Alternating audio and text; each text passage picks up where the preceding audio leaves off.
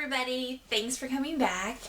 Today we're going to do a what we've been reading from the library.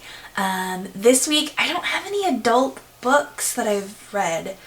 I can't tell you the last time I sat down and read a book.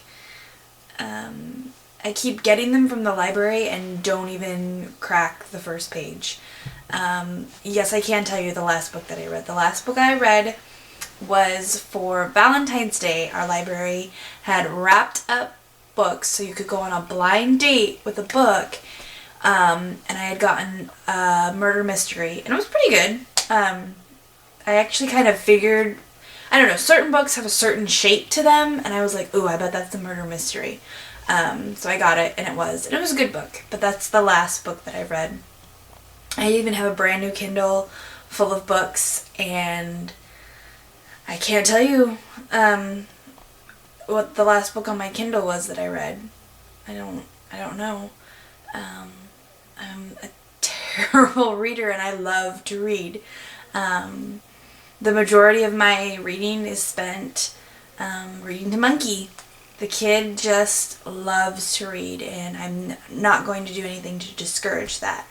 So I'll go ahead and tell you what we've been reading to our little book connoisseur. So the first one I have is called Little Master Conan Doyle, Sherlock Holmes, The Hound of the Baskervilles, a Sounds Primer by Jennifer Adams. Super cute. I love these books. There's like a whole series that are like there was Pride and Prejudice and Sense and Sensibility. So they're based like on the classics, and I just love them. I think they're so great.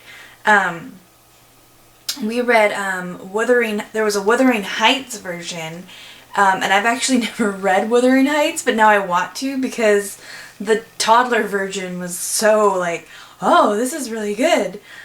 It's just a cute little, like, it says Hounds Howl. It's just a fun little, sounds book that I read to Monkey, and I really liked it. It was fun. I liked him, he liked the noises. It's funny to hear his dad read it versus me reading it, because his dad reads it like Hounds Howl, and I read it like Hounds Howl. So you can tell who the nerdy one is in our family.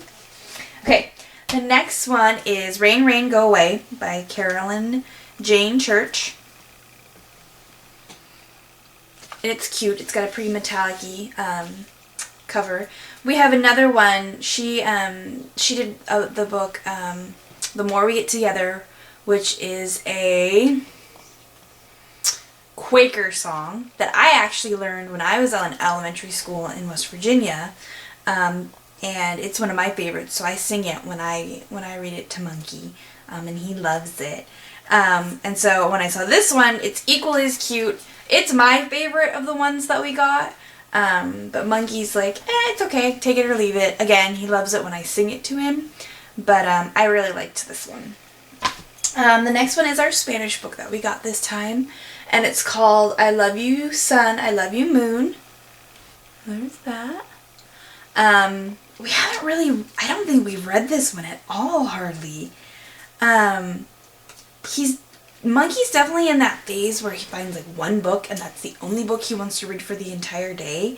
And so, wow, I really hope these teeth marks are not from my kid. That would be awesome.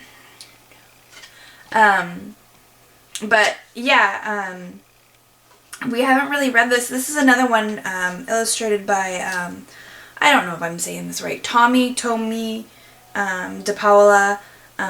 Again, signature illustrations. I like it. Monkey's not crazy about it. This one is called What Do You See? It's a scholastic book. It's a sign language book.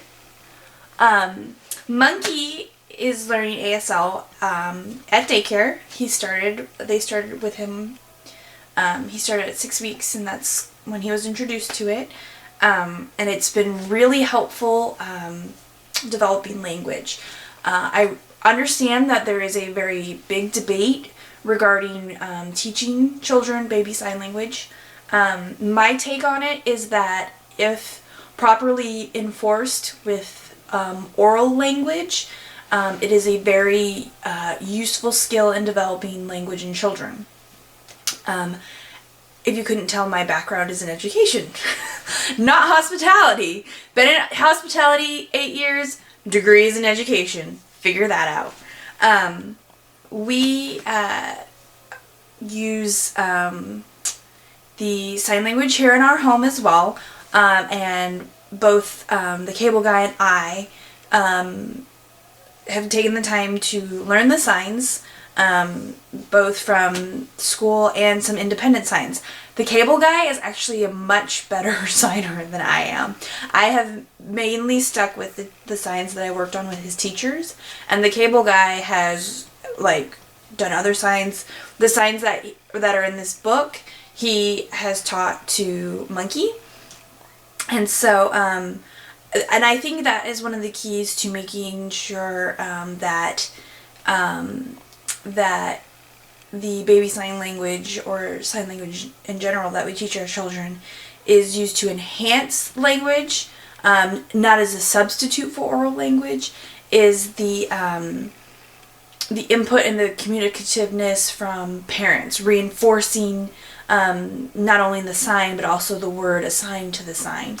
I know that some parents try to substitute sign language for oral language, and I don't believe that's how it was intended when it's being taught to our children. It's been very helpful for us in understanding Monkey's wants and needs. It doesn't eliminate communication barriers altogether because he is only 18 months old, but it has helped to kind of break down some of those barriers, as well as I've learned so much from just watching him learn. I realized that I might have been trying to put limitations on him that I didn't need to. So that's been very educational for myself as a parent as well. So this is just a cute, it's just a sign language book. It has a little story. The other really great part is it's a feely book, and Monkey loves feely books. So that was one thing that really, we read this one a lot. And then Daddy does the signs with him, and now Mommy does the signs. And so, yeah, it's a nice little book, very easy to read.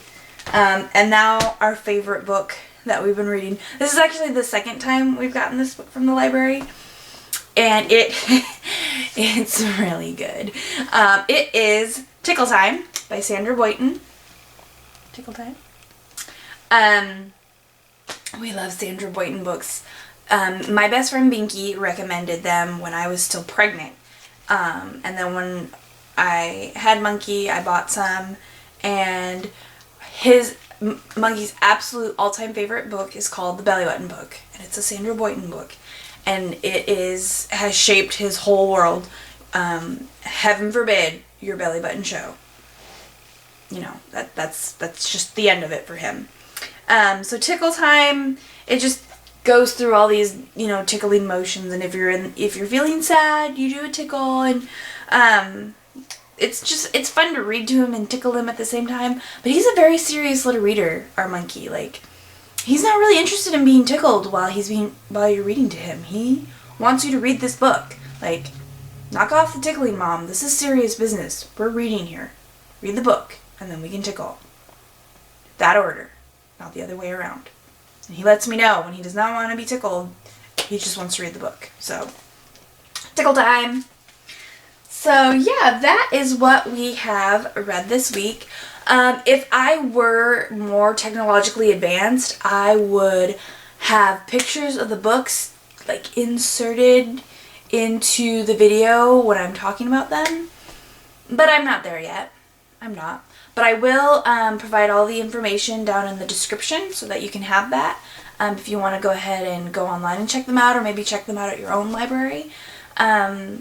And yeah, let me know, what have you been reading this week to your little guy or girl, your child?